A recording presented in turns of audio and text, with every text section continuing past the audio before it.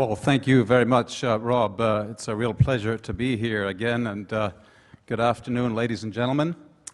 I want to begin, I suppose, by congratulating BIC and your leadership for making mobility as a service a key theme for this year's conference. 2 years ago in Singapore, I gave a presentation on the 5 things we need to get right, and one of those was about harnessing technology. Well, this year's theme flows directly from that concept. And while I often begin my remarks by a comment on how the parallels between Australia and Canada are so strong on so many levels, I might limit it this time to mentioning that once again, in 2017, 6 of the top 10 most livable cities in the world, as selected by The Economist, are in our 2 countries. And let's face it, there's not much separating the top 4, 97.2 to 97.5 on a 100-point scale. The challenge before us is to keep them there and to use urban development tools at our disposal and public transport as key policy levers to that end. So, thinking back on my career, there's never been more uncertainty about the future than there is now. Our lifestyles, our careers, our business models are all likely to be disrupted. Disrupted. That word is perhaps overused these days. I think almost every speaker today has used it, and it seems to have a negative connotation, a threat to the status quo. But disruptive innovation, in many ways, is the key to our future. Human beings are among the most adaptable creatures on Earth, but also the most resistant to change. But disruption, is it a threat or an opportunity? It depends on our perspective and our outlook. Robin Moore said this morning, let's not be disappointed in the future. We haven't experienced it yet. So the issue is one of uncertainty, which in turn makes planning exercises inherently difficult. And I imagine that Sydney, the presentation this morning, had similar challenges in trying to plan, how many, 40 years into the future? So this presentation this afternoon is about developing the 2nd Greater Toronto Regional Plan, Transport Plan, for the 25 years from now to 2041. And when I say regional, I mean regional in the North American sense, as in metropolitan, not as in country or rural. So by way of context, the Greater Toronto Area is Canada's largest urban concentration, located on the north shore of Lake Ontario, with a population of about 7 million people. It's the fastest growing and most ethnically diverse place in North America, but for a variety of political and economic reasons, its transport system just hasn't kept pace, resulting in major congestion and mobility issues. The metro area has as many high-rise towers under construction as New York, Dallas, San Francisco, Boston, Chicago, Los Angeles, Houston, Atlanta, and Miami combined. The population is expected to grow by a further 3 million by 2041, and average commute times are consistently among the highest in the world. Not something to be proud of. So to tackle these challenges, the provincial government established Metrolinx as a regional transport authority in 2006, that's over 10 years ago, which adopted its first 25-year transportation plan 2 years later. That was called the Big Move. The plan has been working feverishly on many fronts, including building new infrastructure like mad, with 200 projects worth over $30 billion currently underway. And now that plan is under review, leading to an updated version that will take us through to 2041. So imagine for a moment, and let me quote a few telling statements from a report published just last month. Think about this for a minute, and I quote, "The year 2030 is predicted to bring to the Greater Toronto Area a level of vehicle automation sufficiently pervasive to provide at least 1/4 of all passenger kilometers traveled in driverless robo-taxis and robo-shuttles. Given a projected population of 8.5 million in 2030, this would mean just under 13 billion vehicle kilometers at current travel rates and an average occupancy of 2 in 2 to 12 passenger vehicles. At current average speeds and with an optimized fleet, this would require 150,000 vehicles, presumably mostly electric and predominantly under commercial management. Is that conceivable? Is that desirable? If so, how do we prepare for it? And one of the largest effects will be the end of municipal bus transit as a large vehicle, fixed schedule, fixed route, and constrained supply service. If we knew which consumption models, cars on the one hand or rides on the other, will dominate, it would be easy to describe the nature of the coming disruptions. The economic position of the automotive industry will strengthen, regardless of whether travelers prefer buying cars or trips.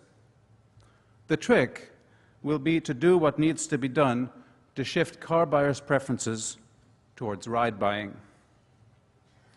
So clearly, a lot has changed in the 10 years since the first Metrolinx Toronto plan, and as I said, the future has never been so uncertain.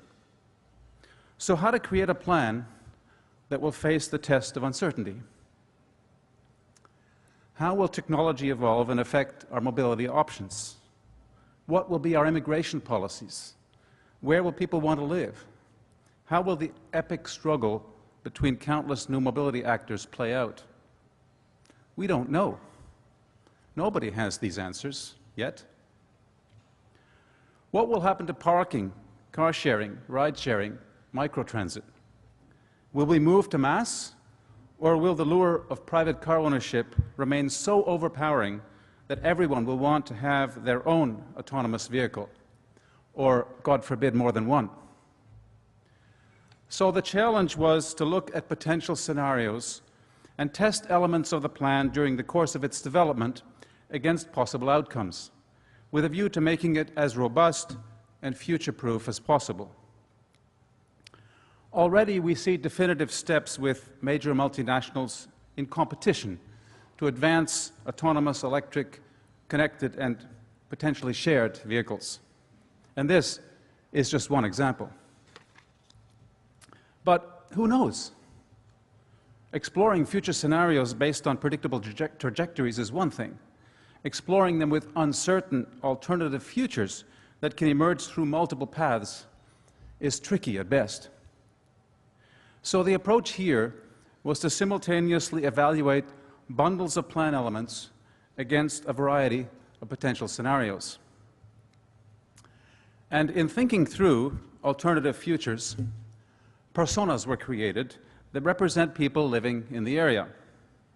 Stories for each persona helped highlight what mobility means for different people and imagine how the world might look from their points of view under each of the scenarios in 2041. This, in turn, allowed for a much better focus for planning on what matters most to people. Now, each persona represents a type of traveler and is defined by a number of characteristics, including age, income, lifestyle, and perceptions on various aspects of the transport system. What if digital technology takes over and drives our future? What if our cities thrive on culturally diverse, immigration-focused economies? What if climate change arrives early and affects us hard? What if an on-demand culture permeates the job market? What if we live in a future where consumers really do pay the full cost of their consumption decisions? What if we're eclipsed economically and the area no longer acts as a magnet for immigration and growth? Or a combination of several of these? So these are the 6 alternative future scenarios that were developed after broad consultation with experts, futurists, and thought leaders. Rapid growth of core areas, rapid adoption of emerging technologies, extreme climate change, on-demand economy, user pay economy, and economic decline. Rapid growth of core areas implies longer travel times due to increased road congestion, more competition for premium parking, difficulty in adapting to new technologies needed for driving in densified areas. Rapid adoption of new technology might imply choosing AVs as a preferred mode of transport, longer commutes as autonomous vehicle technology creates incentives to move further out, less use of public transport. Extreme climate change could result in less reliable public transport due to climate change effects, increased conflict between car drivers and pedestrians as transit use decreases, more crowding in urban neighborhoods as global climate refugees arrive. An on-demand economy could mean transport challenges in balancing precarious jobs in various locations, increased reliance on technology for travel, in particular for ride-sharing and last-mile connections, continued sharing living arrangements due to precarious employment and affordability. The user pay economy could result in higher fees for auto travel, increased likelihood to consider cycling over ride sourcing, increased competition over housing in closer proximity to jobs as people attempt to reduce transport costs. An economic decline might imply easier highway driving as people move away from the area, lower use of transit that's underfunded, initial job stability but later relocating to other regions due to a poor economic outlook for children.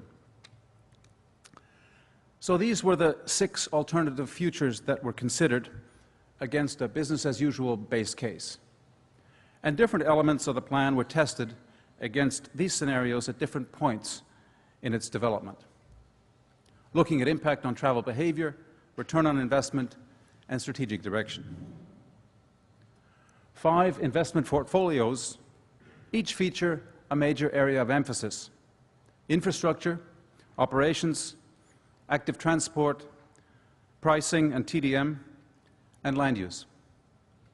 Through the resiliency evaluation, 2 scores were produced for each portfolio, one to describe performance under the expected conditions of the base case, and the other to describe cumulative performance across the 6 alternative future scenarios. So, while all the portfolios had positive impacts across the scenarios, there were clear variations in performance. The land use portfolio, which emphasized planning for transit-supportive land uses, led to the best overall outcomes, regardless of how the criteria were weighted. Surprise, surprise. This speaks to the clear need for good land-use transport integration. The pricing TDM portfolio led to desirable outcomes such as increases in transit ridership and decreases in emissions, but underperformed on measures of transport equity and access. So an updated one was created that better targets equity concerns with subsequent significant improvements in performance. So the bottom line is that the draft plan that just was released in September places a much lower emphasis on infrastructure and a much greater emphasis on operations, active transport, land use and transit supportive development, pricing, and new mobility. This is a clear departure from previous priorities and demonstrates a major shift in thinking.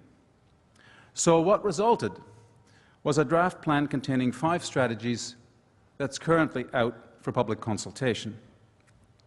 Now, I won't go into great detail because the draft plan is 280 pages long and is available on the web, but here are the highlights.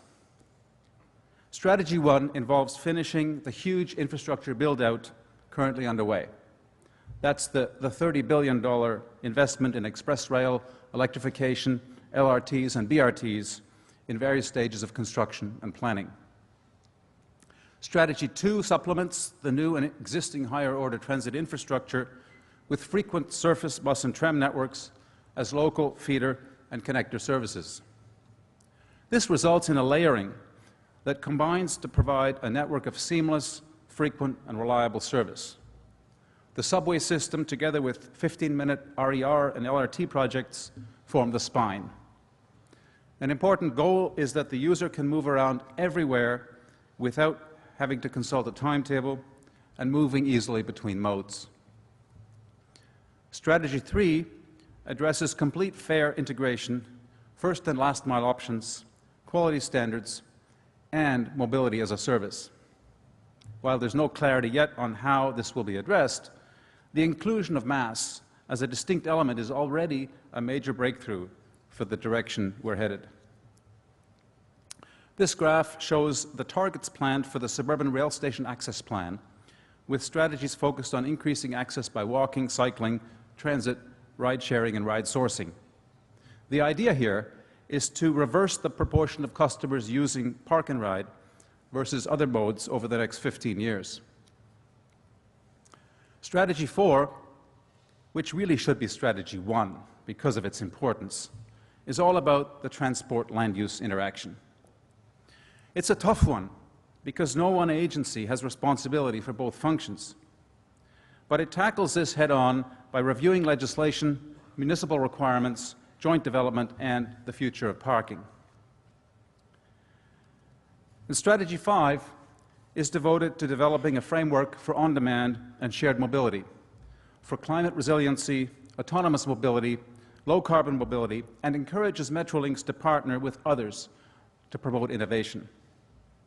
So, quite a difference from the previous plan, which had been almost entirely focused on infrastructure. Ladies and gentlemen, we don't know exactly where we're going, and that makes planning exceptionally difficult. Where are we on the change curve? The last 2 years alone have seen phases of shock, denial, anger, exploration, and acceptance. We may go through these curves a few more times before anything settles down. And I'll build on some of this more in tomorrow's presentation. But let me conclude with a quick reflection on the way I ended my remarks in Singapore 2 years ago. At the time, both our countries had ushered in new prime ministers. Ours is currently halfway through his 4-year mandate and enjoys a large majority in the House. He may be a dual citizen, I don't know. He's faced his challenges, but seems to be as popular as ever, and is delivering on his public transport funding promises. He's about to launch a $300 million Smart Cities Challenge to kickstart innovation at the local government level, and certainly seems to understand what's coming. So let me conclude with a quotation from Prime Minister Trudeau at an artificial intelligence event in Toronto last month. Ladies and gentlemen, the pace of change has never been so fast, but it will also never be this slow again. Thank you.